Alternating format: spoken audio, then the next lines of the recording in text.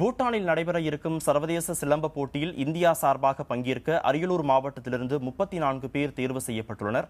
ஆனால் திறமை இருந்தும் இலக்கை அடைய முடியாமல் சிரமப்படுகின்றனர் சிலம்பாட்ட வீரர்கள்.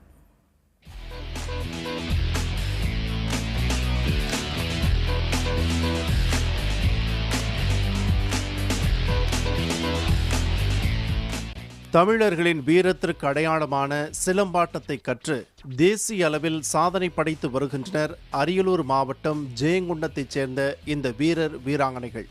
சர்வதேச சிலம்ப போட்டி வரும் நவம்பர் மாதம் 7ஆம் தேதி பூட்டானில் நடைபெறவுள்ள நிலையில் இந்த போட்டியில் பங்கேற்க அரியலூர் மாவட்டத்திலிருந்து 34 பேர் தேர்வாகியுள்ளனர்.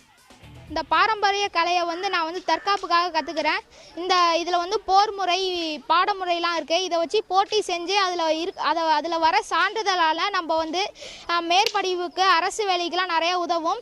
அதை வச்சு நான் இப்போ சர்வதேச போட்டிக்கு நான் தேர்வு பெற்றிருக்கேன். சிலம்பாட்ட திறமையால் சர்வதேச போட்டியில் பங்கேற்க தேர்வாகி உள்ள இந்த வீரர் வீராங்கனைகள் போதிய பண வசதி இல்லாத காரணத்தால் பூட்டானில் நடைபெறும் போட்டியில் பங்கேற்க முடியாத நிலையில் உள்ளனர். பூட்டான் சென்று வர ஒரு வீரருக்கு 28,000 ரூபாய் வரை செலவாவதாக கூறும் வீரர்கள் தங்கள் குடும்பத்திற்கு அந்த அளவிற்கு வருமானம் இல்லை என்கின்றனர். சர்வதேச அளவில் எங்களுக்கு சான்ஸ் கிடைச்சும் திறமை வளர்த்துக்கிட்டோம். ஆனால் திறமை இருந்தும் எங்களுக்கு காசு ஒரு காரணமாக இருக்கிறதுனால எங்களால் போக முடியல. அரசு எங்களுக்கு ஏதாவது ஒரு உதவி பண்ணுச்சுன்னா நாங்கள் கண்டிப்பாக பூட்டான் போய் ஜெயிச்சு தமிழ்நாட்டுக்கு இந்தியாவுக்காக விளையாண்டு தருவோம். நான் அண்டர் 17 45 to 50 கேட்டகரியில் இந்திய லெவலில் நான் சர்வதேச போட்டிக்கு செலக்ட் ஆகியிருக்கேன். வறுமையின் காரணமாக என்னால் பூட்டான் செல்ல முடியாமல் இருக்குது. அதனால் மத்திய மாநில அரசு எங்களுக்கு உதவி பண்ணால் நாங்கள் உலக லெவலில் போய் சாதனை படைப்போம்.